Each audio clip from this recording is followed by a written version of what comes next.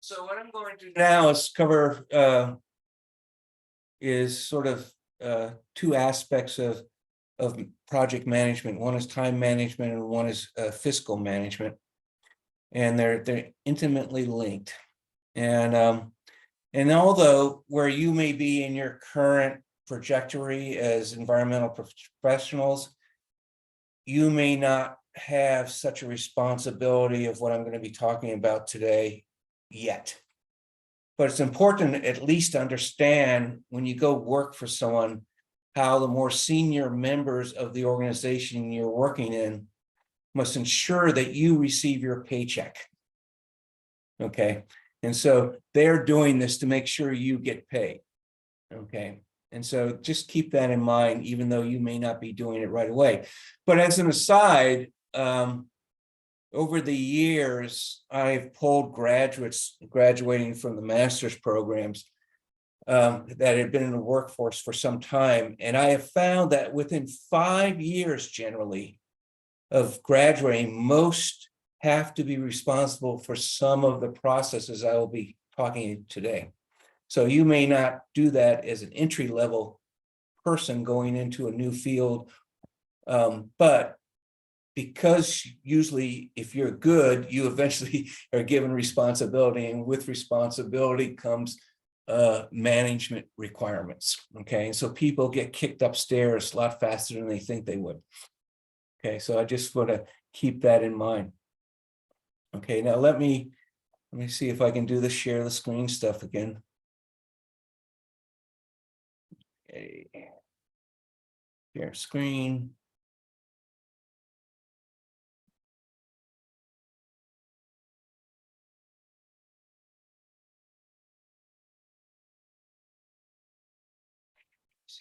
Colorado Basin. I mean the Columbia River Basin.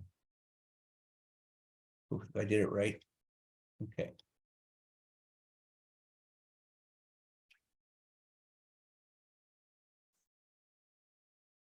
Now, when I'm revisiting here is something we started talked about last week, and that is basically structuring the scope. But how you structure the scope has ramifications all the way through doing the project, obviously. Okay. So, I want to revisit, basically that you need to clearly separate anything you write up. Okay. The what is done, and that is the goal of a specific objective, and the what needs to be addressing the overall logic of the scope. A scope of work has a logic to it, and so the goals need to basically feed into each other for each of the activities.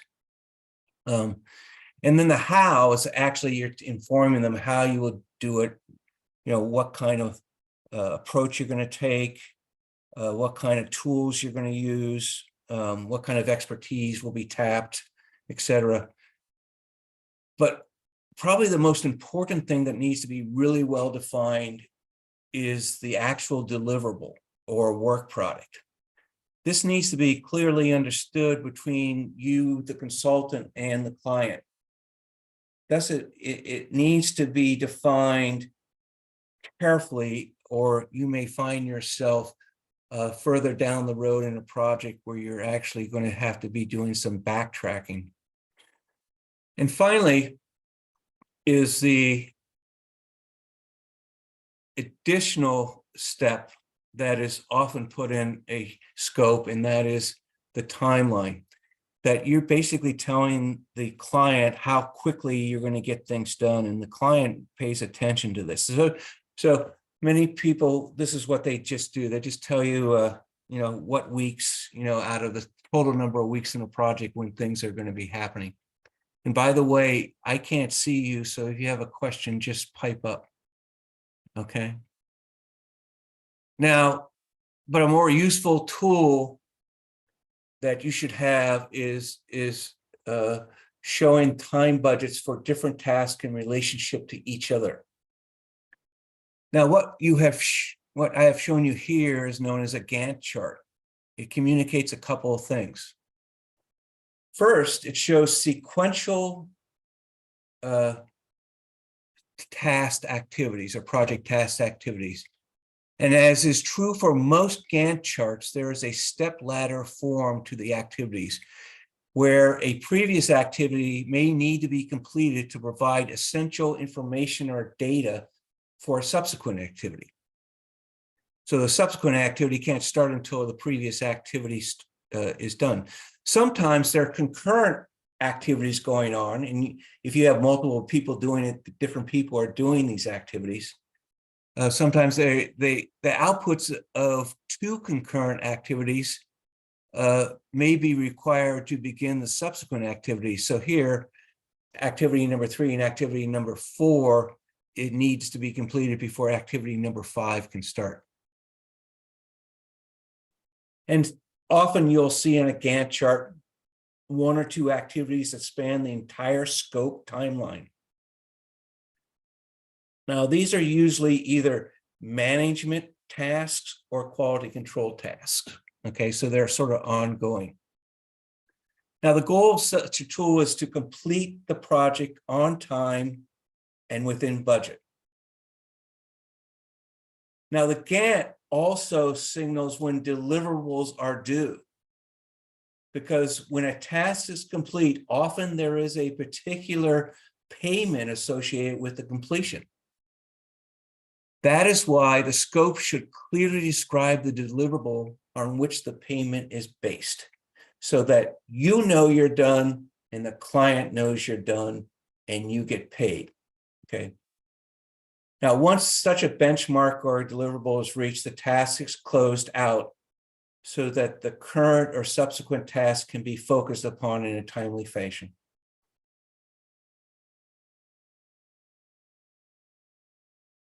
Now, this is a little more complicated Gantt chart. It's specifically for my time on a project. The numbers that are in the cells there are the number of hours per week I would spend on various tasks in the scope. Now, this was done for the 3 partners or subcontractors on this project. This just happens to be a snapshot of mine, okay? And so these go down quite a bit down on a spreadsheet down the page, but it really lays out for me exactly, what I will be doing, how much time will we be spending. And when we graph out this project for the 3 subcontractors, it definitely gives you a clear vision of how one's work will be spent during a week, but also the time effort for all in the project. Now, if you're doing multiple projects concurrently, and if you do consulting, you often are working on more than one project at a time. It also allows you to see the total number of hours per week that staff are dedicating what we call billable work, meaning direct work. Now, overhead is the non-billable but essential work for keeping an organization or a business entity operating smoothly. Ideally, you want to have the billable hours as high as possible. But you need to be sure there's adequate time set aside to find and respond to proposals, which is not billable. You can't bill anybody for you going after a proposal. But it's important to have the time during the week or during the project life that you're working on, so there is a future work in the pipeline. And if you're not a sole proprietorship, the higher you are in an organization, and you will get there someday, the more time you will spend in finding work so that you can keep those working for you employed. Now, if you just joined a business, you should be billable almost 100% of the time. You also need to ensure that you have the proper balance between working and not working. And I say this from experience. I've seen some of my closest professional colleagues burnt out early as environmental professionals. Very similar to what you see with healthcare professionals. They were so burned out they actually left the discipline altogether and never did environmental work again. So, any questions up to this point?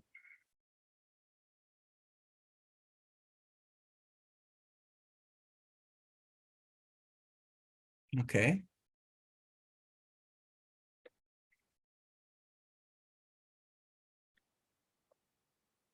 Now, with such time tracking as I had on my Gantt chart, it's relatively easy to construct a corresponding budget to the Gantt timeline. Simply, the direct or billable hours are multiplied by the charge rate. That is the charge rate of a specific person. That's the dollars per hour that is spent for doing the work. What it immediately does by changing the hours to dollars, it shows you the flow of cash that needs to occur for any time period.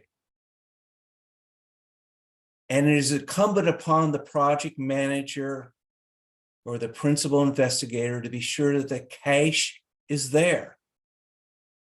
Thus, going through the Gantt timeline, estimating the hours spent per unit time, and translating this to timely receipt of cash needs to be done quite early in the project negotiation period. This is in order for what we call a payment schedule to be developed that the client basically agrees to. No one project is the same in regards to cash flow. Now, this has to be done with what type of work and how much work is done at any one time. And that is based on the overall logic of the project scope you've created. Now, for some projects, one invoices the client monthly. They can do it monthly. However, sometimes there are lump sum payments based on project deliverables. So you don't see any money flowing from the client until you have a deliverable. Or the client may be paying a lump sum amounts on certain dates, like the beginning of the work, the middle of the work, and the end of the work. And a lot of times they keep the bulk of the money they owe you to the end. However, if you have partners or subcontractors working with you, they may be billing you monthly, even though you're not billing the client monthly. So it is incumbent to managing the lump sums carefully so cash is there when it is needed. Now, whatever the payment schedule with your clients, you need to be able to have the cash on hand to pay those who may be working with or for you, or they may just walk if they're not being paid. And that is disastrous if they do it in the middle of a project. So something to remember for any business, that cash flow is one of the major reasons businesses fail. So if you cannot structure a payment schedule to meet your cash flow needs, you better have some other sources of access to cash, such as you've set aside a savings reserve fund that you can tap in these kinds of situations. Or you've talked to a bank and you can get a line of credit. However, if you do use a line of credit, there's a cost to that. You basically have to pay interest on anything that you're borrowing for a short amount of time just for cash flow issues. And if you have to pay interest on anything, your profit or your take-home pay is reduced. Now, I know that was a lot for one slide. Any questions about that?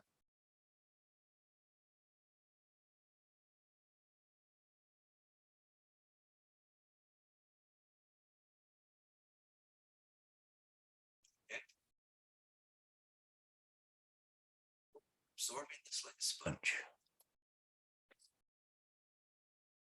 Now, once a budget is created, budget tracking is an essential next step. And even more critical when there are multiple subcontractors and concurrent tasks being performed over time. Now, you can do this using Excel, and that's primarily what I do, but there are budget platforms you can use, but I like Excel because it's relatively easy to set up and it's transparent. You know what your assumptions are, and you basically know what your algorithms are, and you can follow any output back to the original assumptions.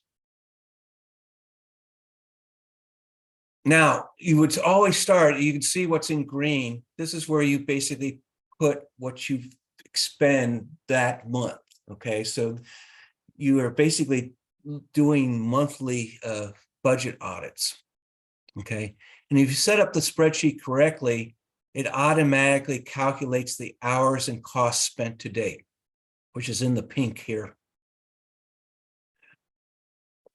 And with the right algorithm, it automatically then calculates what hours and funds remain, which is in the yellow. And this is all compared to what was originally agreed to with the client. Now, this is your working document. This is not the client's working document. All they want is the deliverables in a timely fashion. But this is basically how you make sure that you do it in time and on budget. Now, ideally, the percentage of the budget spent should parallel the percentage of the time set aside for the task. So if you are on a very specific task or 50% through the task, you should be about 50% through the budget, unless there's a reason that's not the case. And basically, that should jump out at you on how you've set up the scope.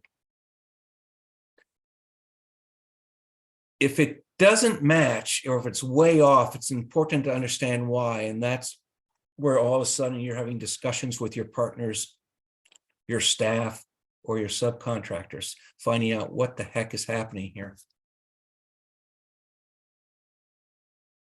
Now, obviously, anything that shows up red, in a subtask or an expense, you're over budget that was projected. This needs to be addressed, since if one area is over budget, another part will be under budget based on how you set up your budget.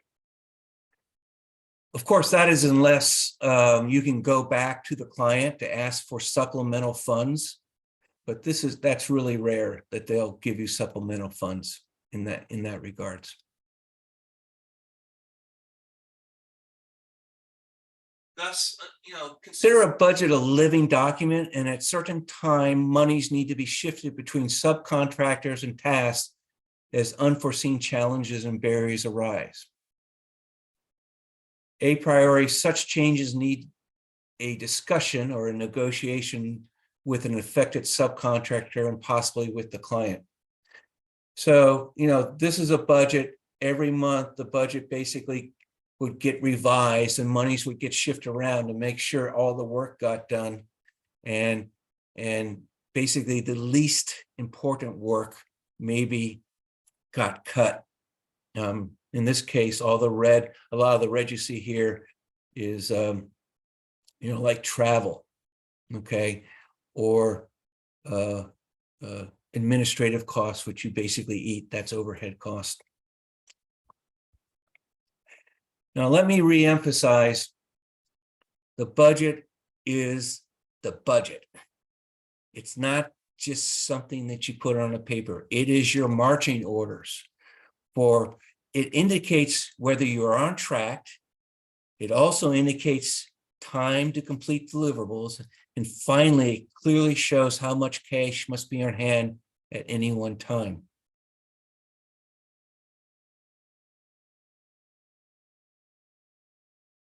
One final point to add.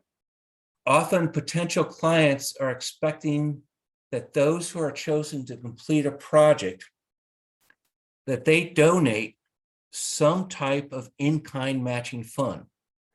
Now, this is not really for a client like a developer. It's more tied to if you're dealing with grant money or tied to utilizing public funds to complete a project. Okay, and so in-kind service is a donation that you would basically account for. It could be the space you're using to do the project in, that is the office space. It could be the computer times you're doing it. It could be donated times. But whatever it is, you would normally need to provide evidence that you have these in-kind services in hand. Okay. And that they match the numbers that you're putting into the proposal. Now, a very, very critical budgeting assumption.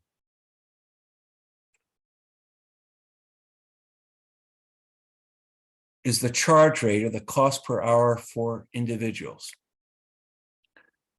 The obvious question is, how does one come up with such a number? Okay. And so what I'm going to do, give me a sec.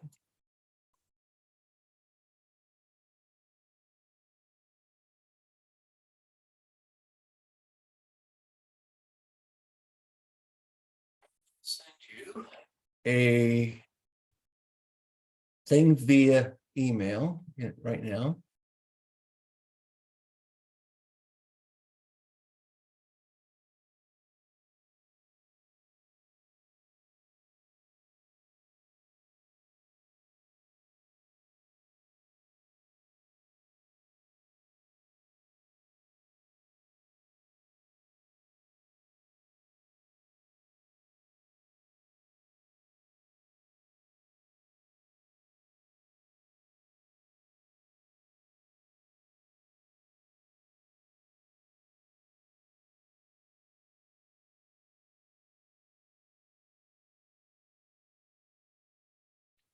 The Jamboard.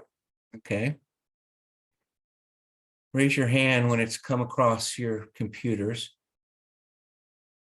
Okay. So you click on that and you'll see that there's a Jamboard for each one of you. So I'm going to call out your numbers.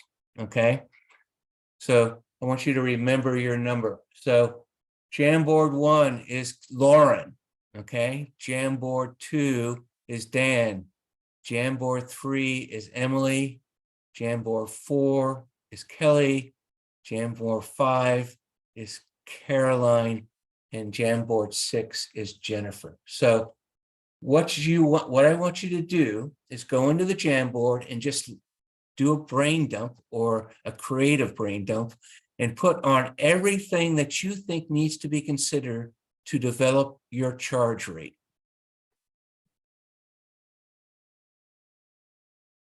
So I'll give you, let's see, what time is it? 6:40. I'll give you about 10 minutes, 10, 15 minutes.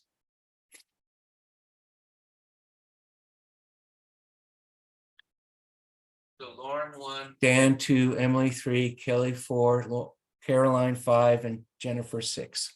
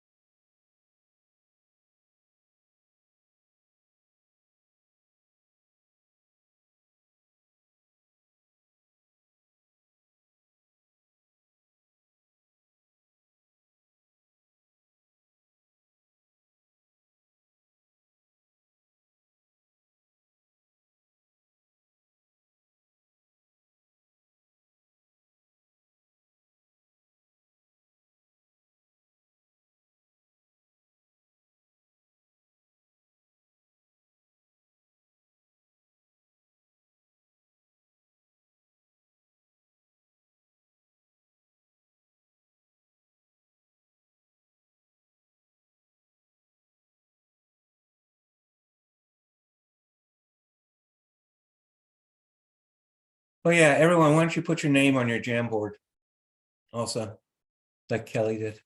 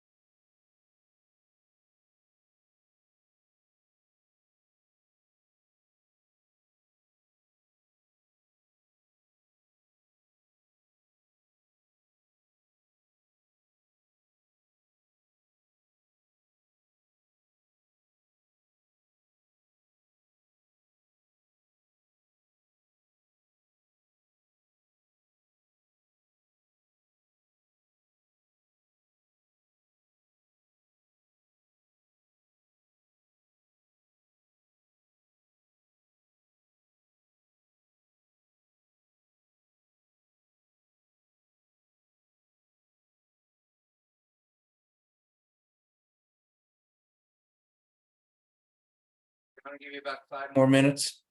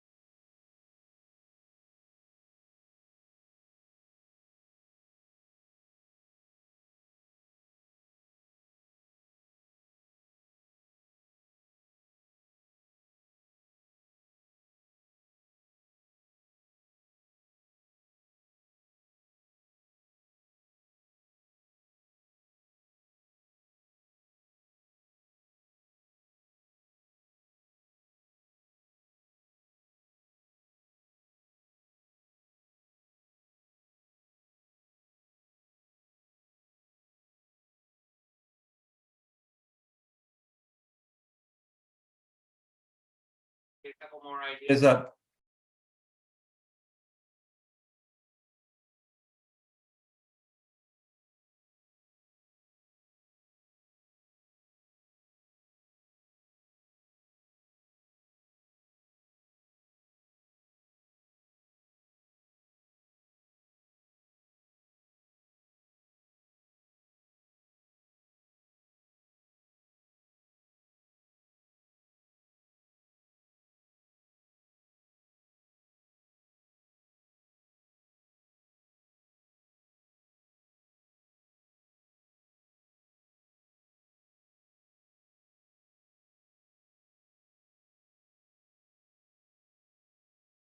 Okay, now what I want you to do is take your little boxes and if you can organize them in sort of in categories, if that's possible.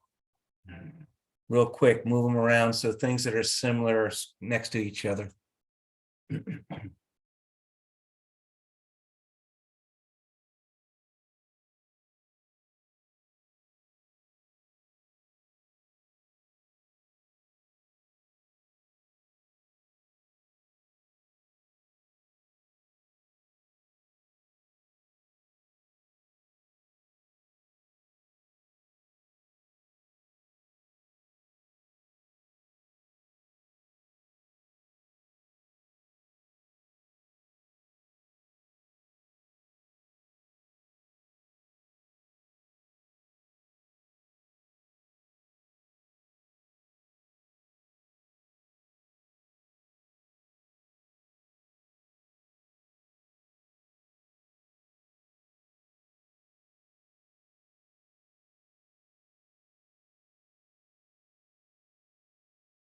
Okay.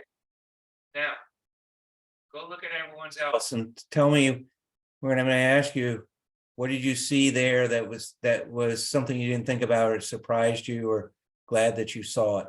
Okay, so there's 6 boards. I'll give you a couple minutes to look at each of the boards.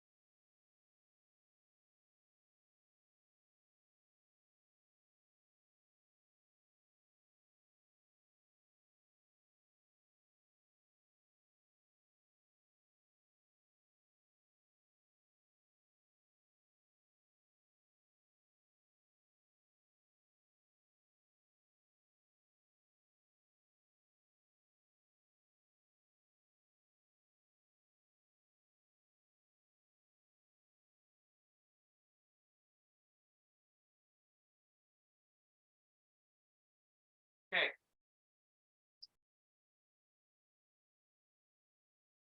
So, was there something that jumped out at you that you said, well, that's a good idea, or I didn't think about that? I'm just curious. Anybody? Jen's note on office space building rental. Mhm. I'm in such a Zoom mindset, I forgot that it costs money to work at a place. Okay, good. Anything else, anybody? Something that, it didn't have to over surprise you, but it's basically, oh, I didn't even think about that. Or that was a good idea. Yep. Lauren brought up a good question. If you have the same client again, do you charge the same rate? What is their expectation? Yeah. That's good. On Lauren's, I like the note about kind of the scale of deliverables, like something that's thousands of pages versus, say, web design. I hadn't really thought about paper, paper length. Yeah. Besides the cost of the paper, it's the time to fill up thousands of pages. Especially if it's regulated, it's required. I liked Dan's on what is the charge rate of your competitors. I thought that was really interesting to kind of compare so that you're not kind of under or overselling yourself based on what other people can provide for the same cost. That is a good one, but how do you find that out? Any ideas? Obviously, if it's a competitive bid, they're not going to want to let you know that, right? You could, yeah, I don't know. You could always reach out to, if you have like a network of people who are in a similar field who aren't competing for a specific job. Okay. Okay. No, it's a good point. It's just hard information to get. I was gonna say, I was in a situation, I was working in a project with the Small Business Development Center with a team of subject matter experts. And there was an incident where they were both working on, or there were 2 subject matter experts both covering branding and marketing for businesses in the same town. And the clients were talking to each other about the rates kind of behind the unknowest to us in the lead center. So personal networks. So I saw a couple of times people are talking about, what type of client are you, what type of client are you interacting with? Okay, that obviously can influence that. Because businesses, even with charge rates, will change their charge rates for a specific project if they really want this project, or if they're making a judgment about what the client can pay. Okay, because you don't always know what the cost of the project is. Sometimes you do, sometimes you don't. Okay, and you may price yourself out of the project, okay, if you have too high of charge rate. Okay, so that comes with experience and some research, also. Anybody else see something that sort of jumped out and they liked? I liked how Kelly included healthcare costs, because that's a big issue, especially if you have a lot of people in your business. That's something that can end up costing you quite a bit. So Mhm. it's something you really gotta consider. Yep. Good point. Do you notice anything that was sort of common across everybody? Sort of something that's sort of foundational in this consideration, since many people came up with it? I did not include this, but it looks like everyone else did, about your own personal skill and education levels. Mm-hmm. Yeah, when you submit a proposal, you've got to submit a resume with it. So they're going to see at what level you're working, whether you're a task manager, project manager, or just a field tech. Okay, and so they'll be looking at that. Anything else that sort of went across many boards? I think subcontracting was the other really common theme, just knowing how many people you have to pay. Mm-hmm. Now your charge rate is for you, the subcontracting charge rate is a pass-through, but possibly with an overhead addition, where they have a charge rate of $120, and you basically are going to bill the client 110 because you're managing them. Okay, and that $10 per hour basically goes back to you for having to manage the subcontract. Okay, so that would be a project overhead expense, but it isn't a business overhead expense. Okay. I think a lot of the office space, and healthcare, and some of these are, I would consider your monthly nut or your business overhead. And so I feel like when I was running a number, I kind of knew how much that was per month, like all of those things that weren't specific to one project. So there was project expenses, but then just overhead running the business of insurance and everything. So I thought in my brain, you would just clump those together, knowing that the project has to meet that. And I would also say that I liked using, if there was a project maybe I didn't necessarily want to do for whatever reason, if it's a difficult client or something, I don't know, whatever, it's farther than I wanted my employees to travel or something like that. I made it really high, my rate. And if they were willing to pay that, then I was willing to do the job. I had to make it worth our while if it was going to be a really hard project. And so therefore, maybe it should have gone to someone else, but if they're willing to pay that much, it made it worthwhile. So sometimes pricing yourself out isn't the worst thing. That's true. I mean, you don't want to not meet your needs for the business as well as your own desire of what take home you want, right? You have to make that as the first decision. How much do I want to take home? Okay. So I was looking at Kelly's. I went over to Kelly's, and she So you broke it up into personal expenses, business expenses, project specific expenses. I understand that. What's the personal expenses, Kelly? I just meant like, what is my cost of living? Like that is kind of where I think about my charge rate is like, how much is my rent? How much is my, like the things I need to live to be able to, take a shower to show up to work. And then like my own personal health care and like things like that kind of grouped together for my hourly rate. And then you add on top of that your like business expenses, and then add on top of that your project specific expenses to come out with like a number. So why wouldn't healthcare costs be business expense? I mean, right now I have 2 jobs and neither of them pay for my healthcare. Okay. So I think it's a like healthcare isn't always included in your job, unfortunately. Sure, if you're working for someone else, but sort of setting your own charge rate, you definitely, if you're setting your own charge rate, then you actually are considering it as from a perspective of a business. Sure. Right? Yeah. Okay. I wasn't sure, but I understand what you're saying. So you basically want to take home enough money to live. Yeah. So Well, can we talk a little bit more about this? I'm curious, like these really big firms that have a lot of employees, how do they get paid? Like, is it common for them to get a healthcare package when they're in a big company?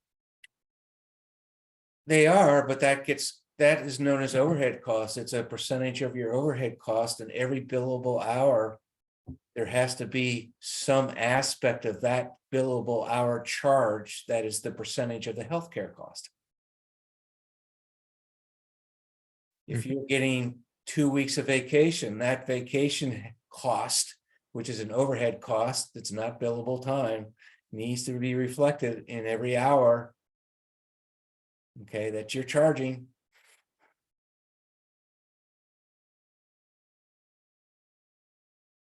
So you can see there's a lot of things that would go into that when you look at the business over a whole year and what you're going to be charging on an hourly basis.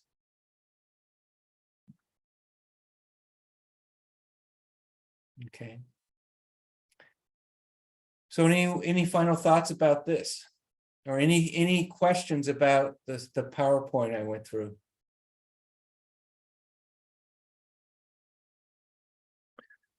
Yeah, I'm wondering, do you have can you provide any like more detail, without naming names, more detail about like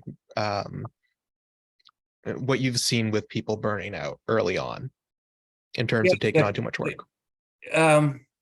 I'm going to actually talk a little bit about this after the break, about always saying yes. I sort of put it in the syllabus as a savior complex, where basically most of you are in this field because you feel it's the right thing to do. I hate to say it, but there's an ethical context to what you're doing, okay, as professionals. And as such, your patient is the bigger planet. That's your patient, and you want to make sure that it stays healthy, and so you're going to do whatever you can to do that. And so you will, if what you do is not enough, you'll do more. If that's not enough, you'll do more, and you'll do more. Okay. And all of a sudden, what was sort of, I'm doing, the right work. I'm doing the good work. And E.F. Shoemaker, the good work. I'm doing the good work, but I'm doing the good work for 85 hours a week. And when I look at all the good work I do, and I see what I've come up with on how things should proceed, and then I have to let it go because I'm the consultant. Then it's the client's responsibility to do whatever they're going to do with what you just did. Okay. And they don't do what you'd hope they did. that gets really, really depressing. And over a long period of time, it takes its toll. It takes its toll physically, it takes its toll mentally, and it takes its toll emotionally. And things pop up that you don't expect that it's because of that. But all of a sudden you're yelling at people, you're not getting sleep, you're overeating, you're drinking too much, you're not eating enough, you're doing, you stopped exercising, and it's just, it becomes a bad spiral. And some people realize that and they said, I'm done. I'm not going to save the planet. I'm going to do something for myself. So that's sort of how it goes. But you can be careful about that. And it really goes back to how you frame the work you're going to do, what work you're going to do and what work you're not going to do, how you're going to do it. And that goes down to what I was just talking about in the PowerPoints, what's your logic of your scope, how much time it takes, what resources you need to get it done. I promise you, the only thing I've ever done as a consultant by myself, the only thing in almost 40 years of consulting is put a flag on the ground where a wetland is and where it isn't, because I have a license and only I can put that flag there. Everything else I've done, both internationally and nationally, it's always been a team project. Okay, and so you need to ensure that you can get the work done and find the people you want to work with, and that they do their job so you don't do their job. All right, this is just like a class project, right? There's always somebody who's not pulling their share, and all of a sudden you need to get it done. You do it because it needs to get done. Okay, as opposed to having difficult conversations and drawing lines and saying no. Okay, so does that help, Dan, a little bit? Yep. Don't want to depress you. I have been doing this almost 40 years, so it can't be that bad. Okay. Why don't we take a break and come back in 10 minutes? Okay.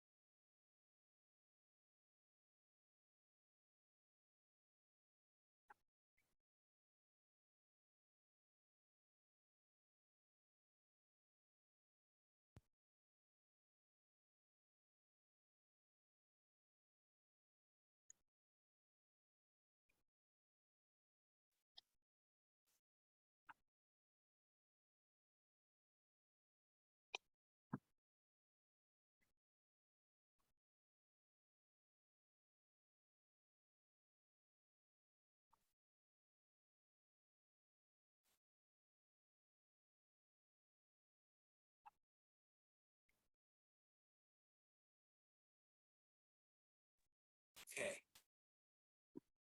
So, got some questions that I want to just open it up for discussion now that you've been thinking about this. So, anybody that finds it difficult to say no, can you talk a little bit about why it is difficult to say no?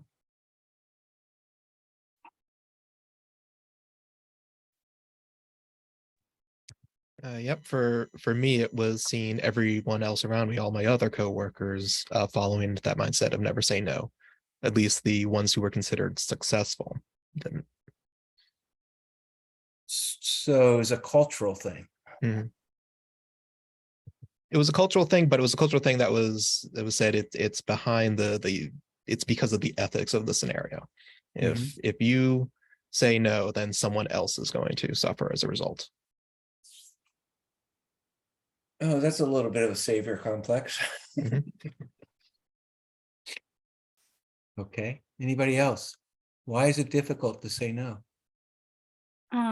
I'll jump in that especially at the beginning of a career, so kind of in the years between the end of undergrad and through grad school, you have so many opportunities through internships, through just kind of like school connections, just moving out into the workforce with a degree. And it's like you want that experience more than anything because that will you're building the foundation, but how many bricks does a foundation need? And so I think yeah, kind of in those early career stages, it's really easy to try and take all of the opportunities instead of being a little bit more strategic and taking the things that you think will really, really influence down the road. So Sort Okay. of related to that, just not wanting to miss an opportunity, I think, is Yeah. one of them. FOMO. It may not be ideal, but it's pretty close, and you're thinking, well, it's in this area, or it's with this type of work, or I'll get this kind of skill that I don't have right now. So it's really hard to say no, even though it's not ideal, because it's like, what other opportunity is going to come up that's better than that? Not likely, you think. So you just don't want to miss that one opportunity or the next one or the next one. Yeah,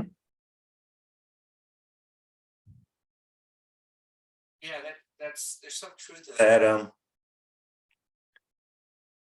I used to do mission contracts overseas. I'd be gone 6 to 8 months at a time, and then I had children, and my youngest said, "Why are you away? Why do you go away, Dad?" And so I stopped responding to the long-term mission contracts, and I wasn't even, once I said no once, I wasn't asked again. And so there's some truth to that, but that was just sort of one very narrow domain of work, as opposed to opportunities that are coming from a lot of different domains, and you can sort of transition from one domain to another based on your experience. You might have to pick up some technical knowledge, but usually transferring from one domain to another as you get more and more experience, a lot easier it is. Okay. And so there's always opportunities. You may just not be looking that way, that the opportunity is over there. You just aren't used to looking over there. Right. So it's a good point. Someone else. Why is it hard to say no? I mean, going off that at the beginning, you might need the money. Simple as that. So it might be hard to say no to a project you might be like out of your skill set, bigger than you have taken on before, whatever the reason, but you might just need the money. Yep. That's a very good point. Well, let me turn it around for, what would be reasoning behind why it's not difficult to say no? It's sort of the other side of the coin. What would be the reasoning behind why it is not difficult to say no? Ethical reasons, first thing that comes to my mind. So So the request is challenging your ethics? Mm-hmm. Okay, is that, okay, that Yeah. makes, yeah,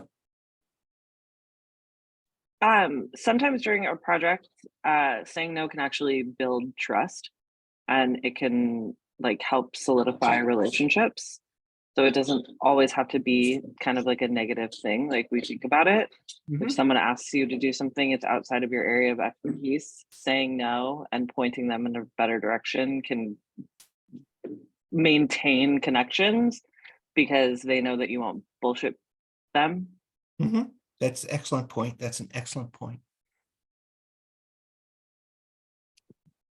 Maybe, self-preservation and, trying to avoid that burnout that you talk about, like if it's say yes and burn yourself out and feel like you need to switch careers or something versus saying no and like setting your own boundaries and kind of respecting what you need may keep you in the field. Yep, yep. Anybody else? Any other thoughts? A notorious difficult client.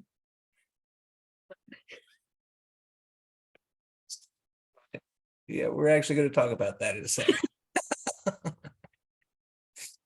Okay.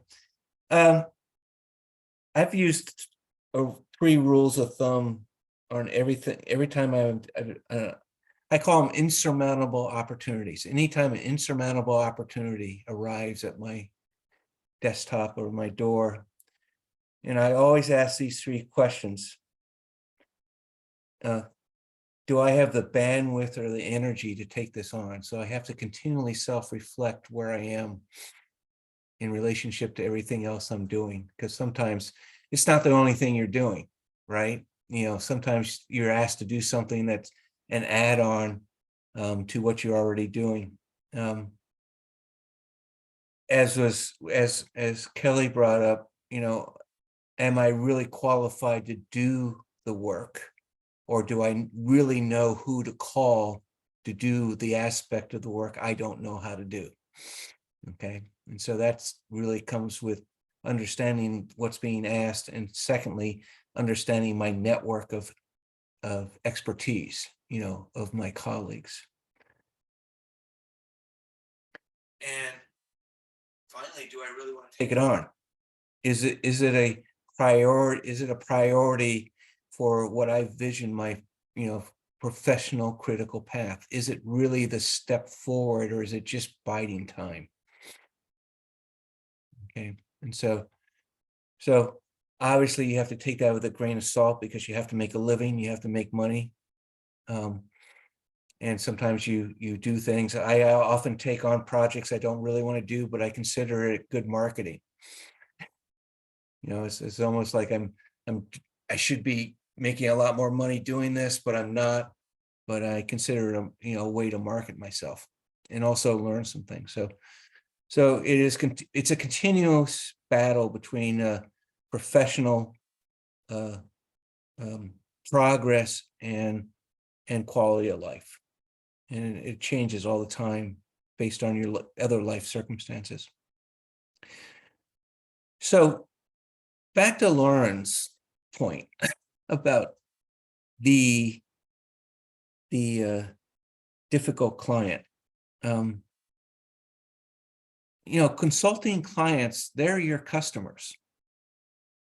They are your customers. And so how do you feel about the old adage, the customer is always right?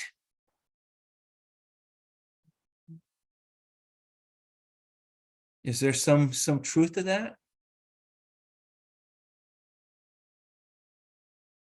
It's like Dan's gonna hit me.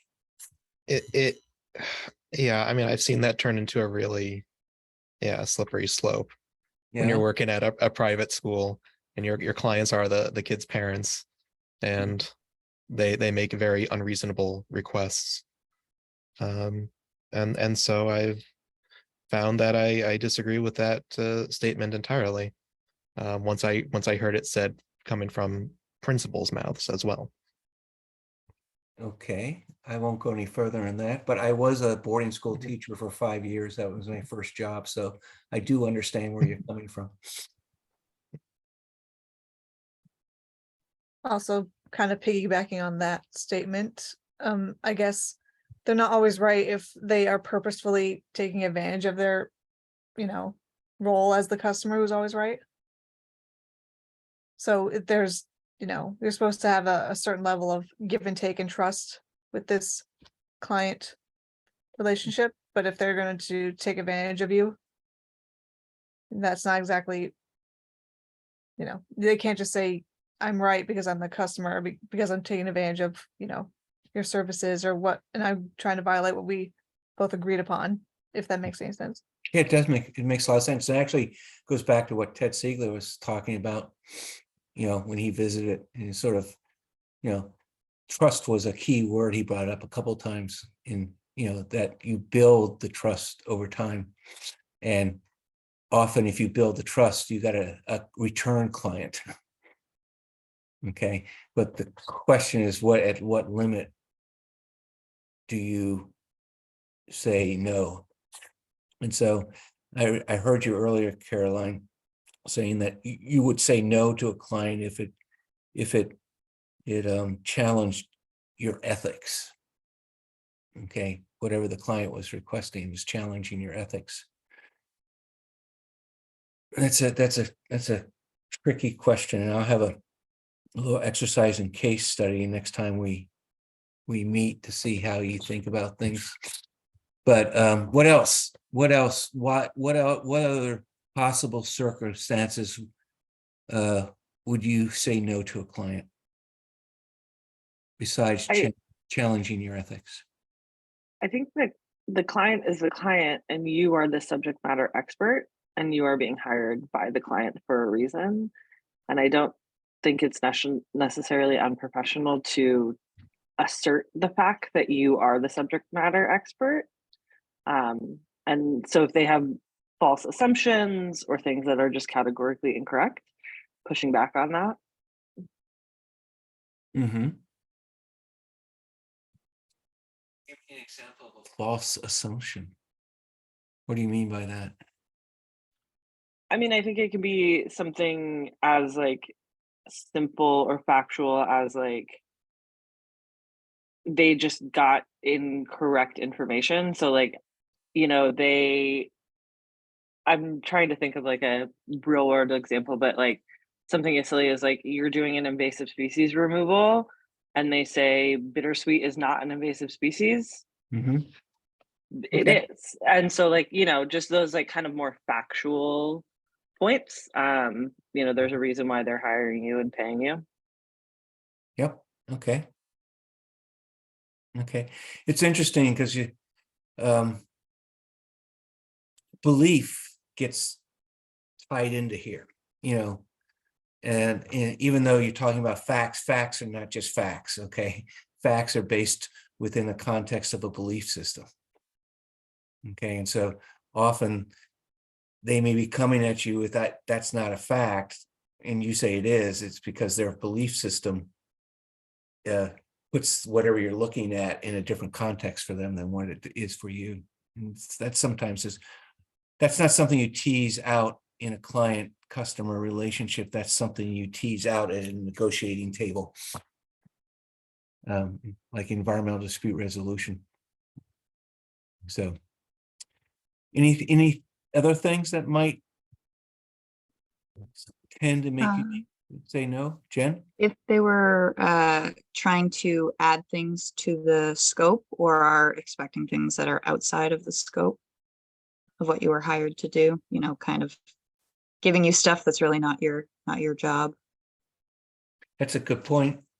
And interesting enough, sometimes the party that you've negotiated the scope with is not the party you are actually doing the work for. They may be actually two different parties, two different departments, two different, offices, and so there is a chance for that sort of misunderstanding because the person you're doing the work for isn't the person you negotiated the terms of the contract with.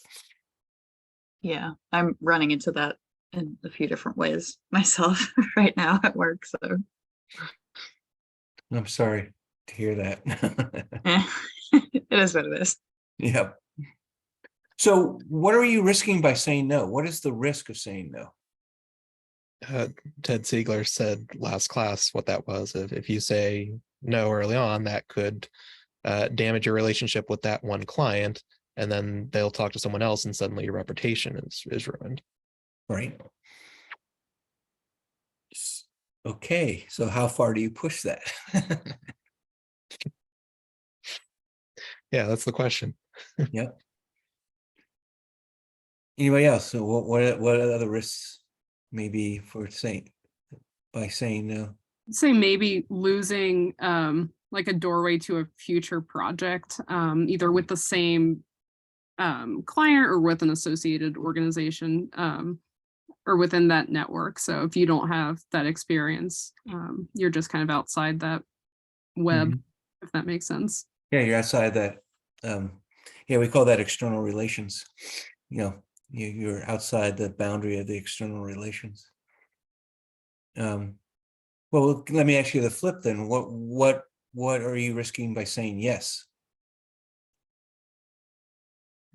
I would say you might, or there's a chance you could get dragged into projects that are outside your area if you go into a certain client relationship for your skill set. Then you might just not have as good of knowledge as someone else in that, or the knowledge of the project and something else in that network. Mhm. Maybe.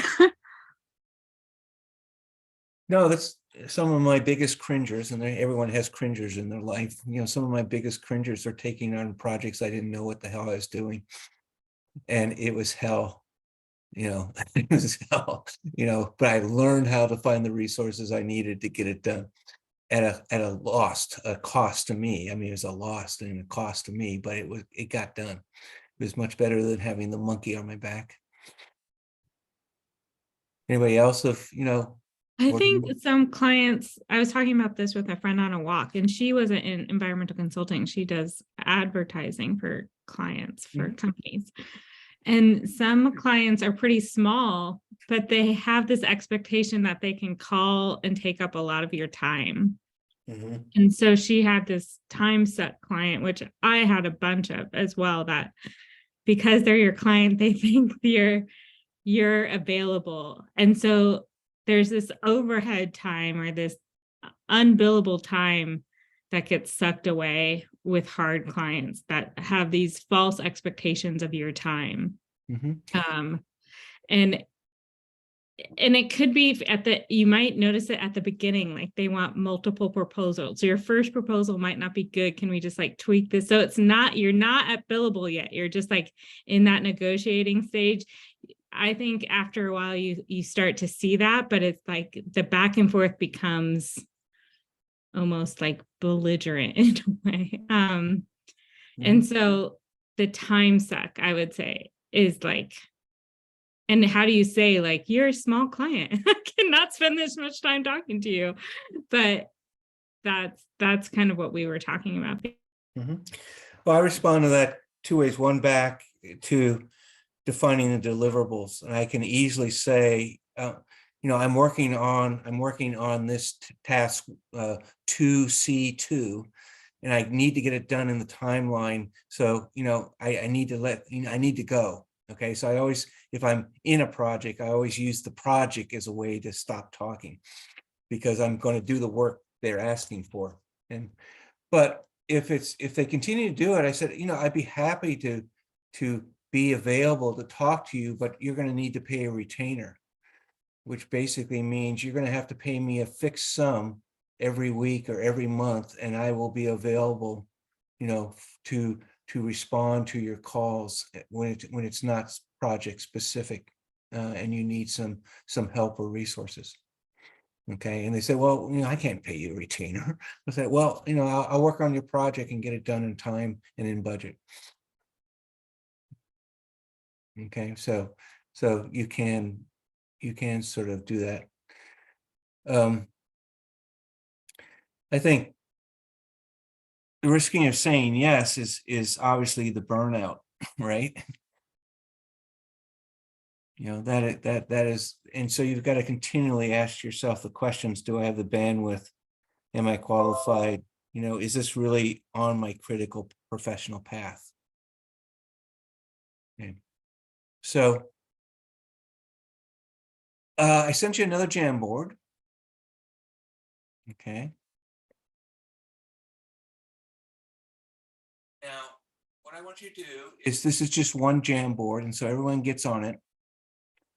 And if you have an unsatisfied client, that difficult, unsatisfied client, and I promise you, and I'm sure Lauren can tell you, you will, at some point, no matter at what level of work you're doing, you will have an unsatisfied. The question is, how should one respond?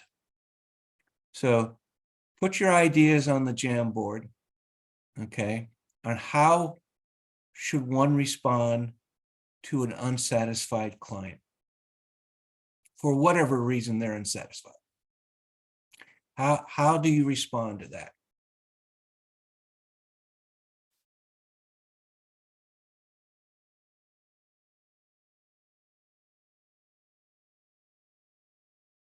Just put your ideas up. You can look at other people's ideas. It's sort of like brainstorming.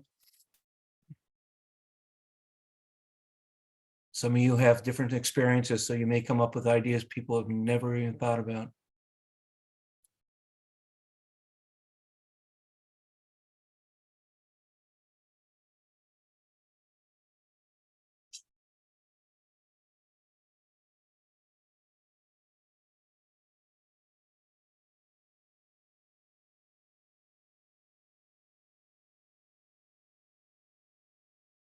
And if you see something similar, go cluster your comment next to the comment you see similar.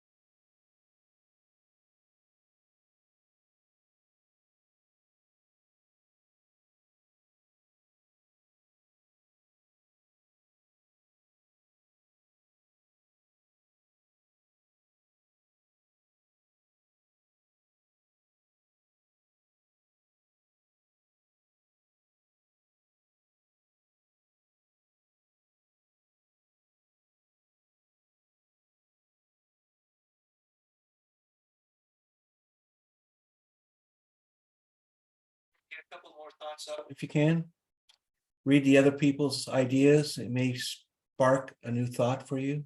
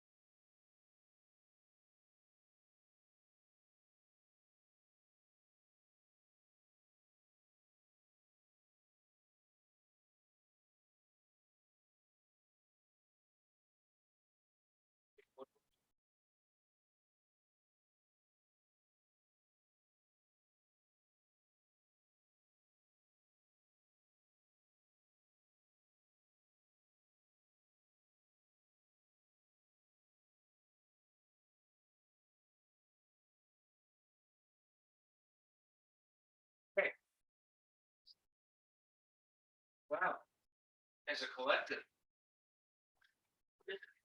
Great. Anything jumps out at you that someone else said that resonates?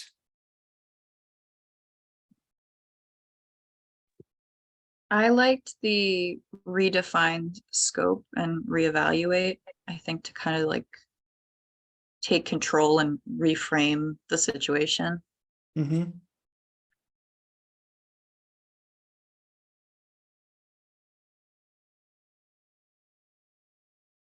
So part of that one that I couldn't really fit in the box, I know a lot of bigger projects have phases.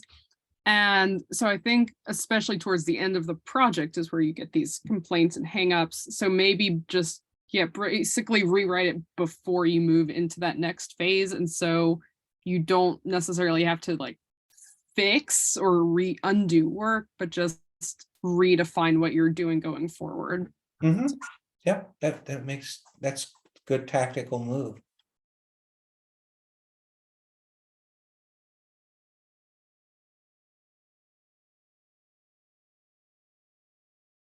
It's interesting. I did this thought process for myself last week, and I just read what I came up with, and my God, you hit every one of them. Because I've had a lot of hard clients. And I started just the way you did, is to listen and understand. That is really listen and solve and find the root of the problem, because often people will complain in generalities, and you need to drill down to make sure they're very specific and they have examples. Is it tied to a deliverable? Is it a timing issue? Get as specific as you can to understand what the client is referring to, relating to the project. And it has to be relating to the project. It has to be actually about the project, and it's not just a bad day the client had because some regulator just fined them, $30,000 or something, and they're taking it out on anybody that crosses their path, and so,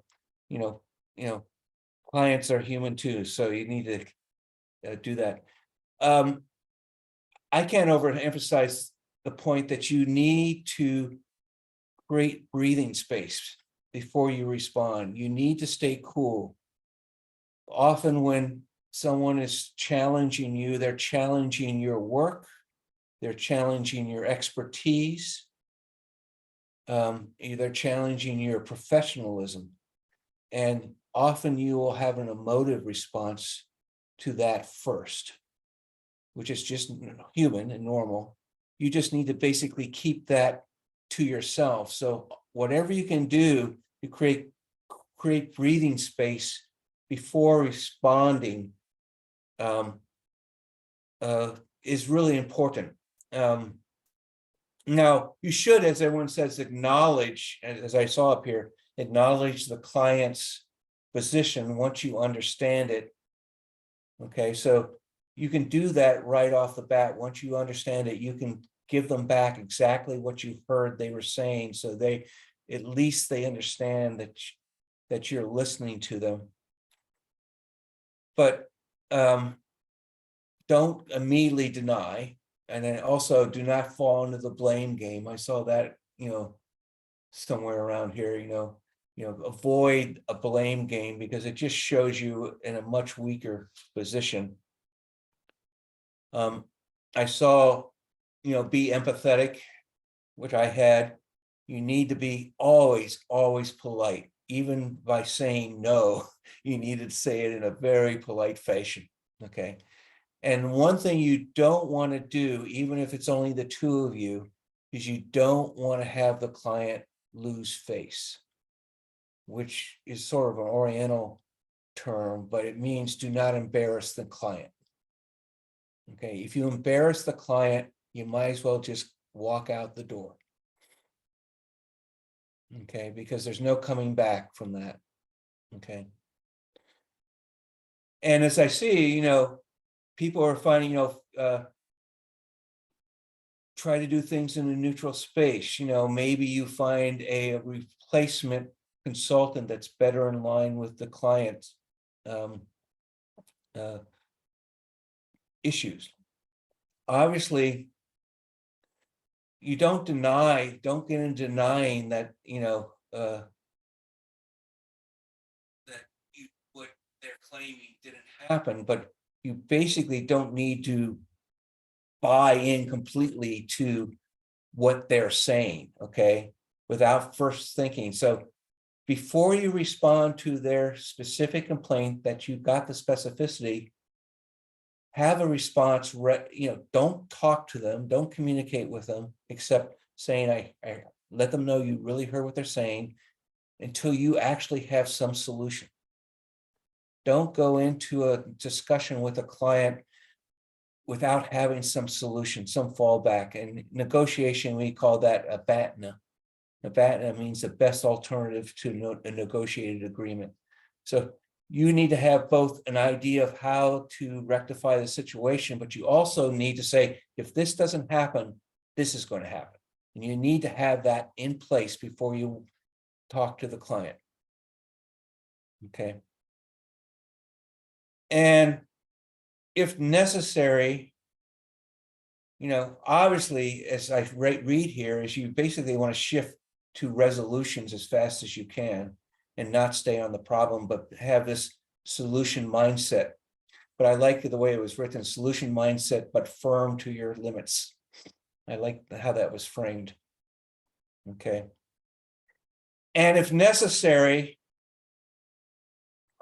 as Emily was saying, maybe in the next phase, you're going to correct what needed to be corrected in the previous phase, but you should do that on your own dime, not on theirs.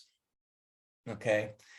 And I've seen times where reimbursement has been offered from the consultant to the client because of the way things worked out in the negotiation.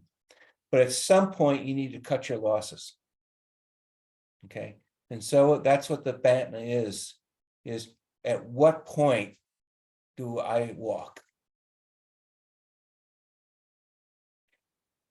And there's a couple clients I walked away from. Okay. And it wasn't for ethical reasons. It's just that it took more time dealing with them, and time is money. Took more time dealing with them than if I just walked away and got in 2 new clients.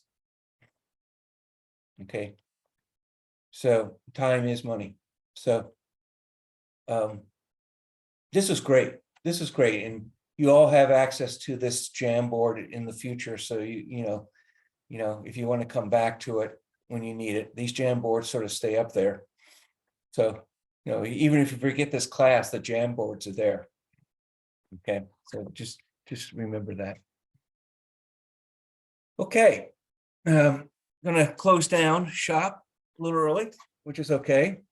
I do want to go over the assignments that are due coming up, but as I always do, take a second, self-reflect, and give me what was a take home from today's class for you, something that sort of resonated or you'll be conjugating about a little more on your own time.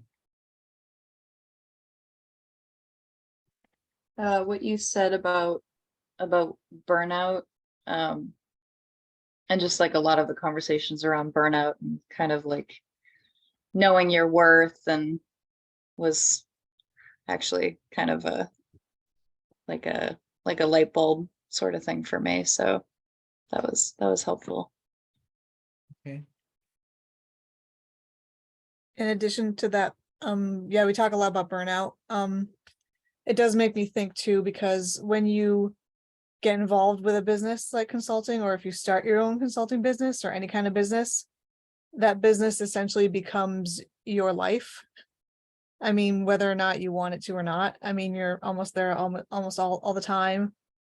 And if you get burnt out, then you kind of have to decide, how are you going to change your life, or how are you going to, what are you going to do next if you just want to walk away and you can't do this anymore. So that's sort of an aspect of it that's kind of been floating in my head a little bit. Mm-hmm. Thank you.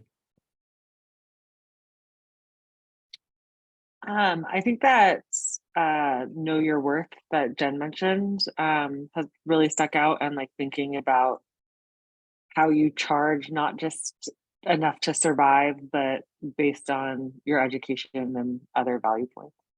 Mm-hmm. Okay. Yep. Time management feels more like a process now, rather than it's a one size fits all solution.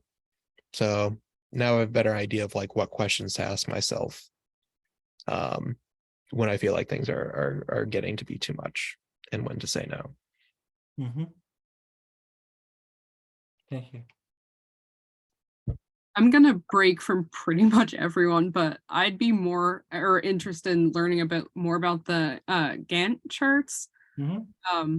After spending 2.5 years project managing this big data system and building these reporting systems, that seems like a kind of standardized way to keep track of a really complex project. So Mm-hmm. It yeah. is. It is.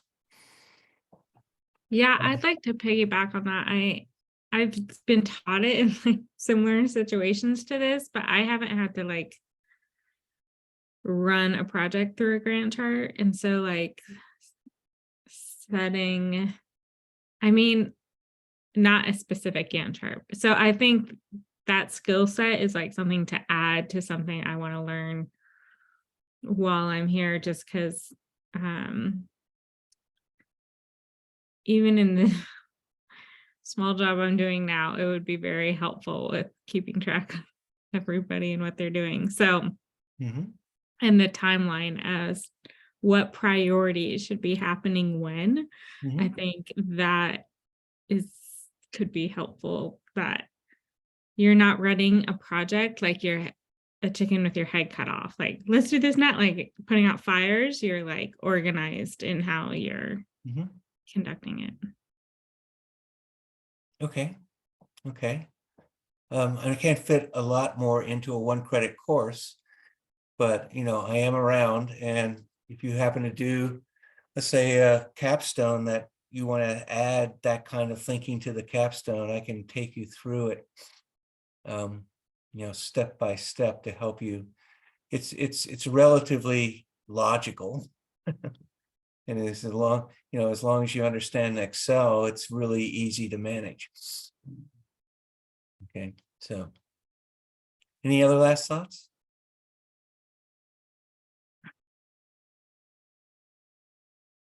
Okay, well, I'm going to share a screen. You have sort of 3 activities coming up.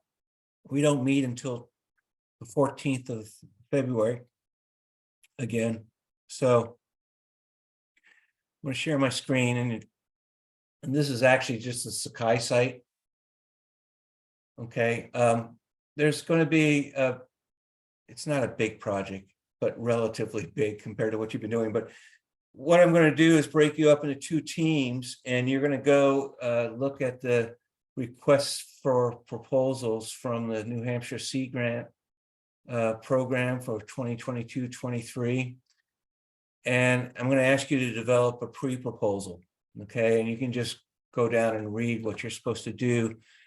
but you're going to do it in teams of 3. Okay, so you're going to have 2 teams. So part of project management is basically delegating responsibility and making sure everything gets done on time and within budget, but there's no budget here. And so to do this first assignment, the first team will be, and I'll send this out as a email too, just to remind you, but the first team is going to be Dan, Kelly, and Emily.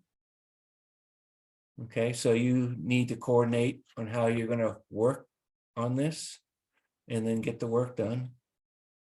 And then obviously Jen, Lauren, and Caroline are the second team. Okay, so that's one thing, and there's 2 aspects to this. One is by 210 is to have your pre-proposal done.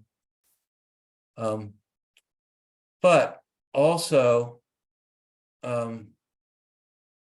you're going to be posting that, and you can see the other team's proposal. And then I want you to come in to class thinking about, if you were the one evaluating these proposals, what metrics would you use for your evaluation?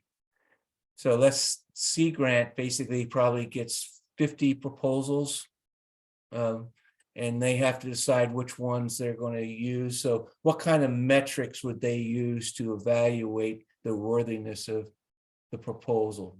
Okay, so that's a 2-stage project. Okay. The second one is, I just want you to watch a YouTube, and the YouTube's right here. It's also on the page for 214.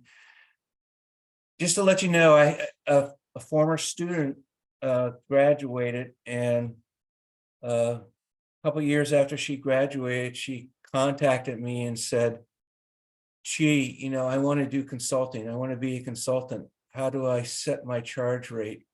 So I did a brain dump. So it's about an hour YouTube. I recorded the whole thing. And so if you start at minute 1.05, that's minute 1.05. That's when the brain dump begins. So all I want you to do is to sort of, based on what we were talking about today, and what you see in this video, if you have any follow-up questions about setting charge rates, just bring them to class next time. Bring your question and I'll try to answer it, based on what we talked about today and what you hear in the video. Okay. And then finally is before the 214, before the class begins, I want you to go back into your field of choice. And it seems to be shifting a little bit for people as the class goes on. But whatever it is, go into your field of choice. And I really want you to basically understand what is the cutting edge issue or issues today in that field. What are the really cutting edge issues or issues today? So, you can research the web, you can look at professional journals. A lot of professional guilds have their own magazines. If you're in organic waste management, it's BioCycle, for example.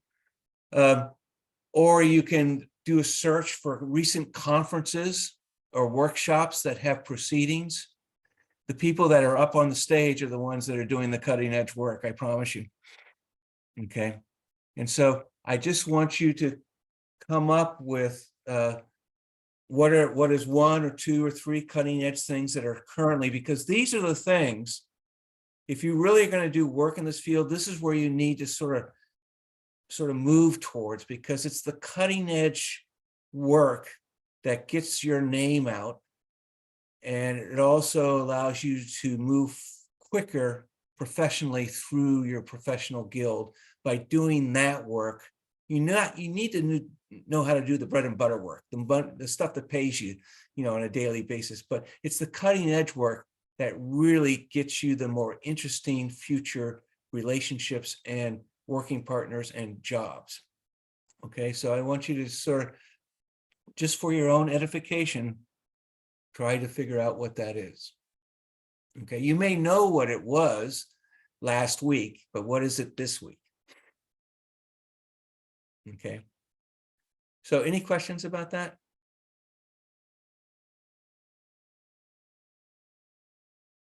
Okay, well, thank you, everyone. And I will see you on the 14th, next time we get together, last time we get together, next and last, okay? So I'll see you later, bye. Bye. Thank you, Michael. Mhm.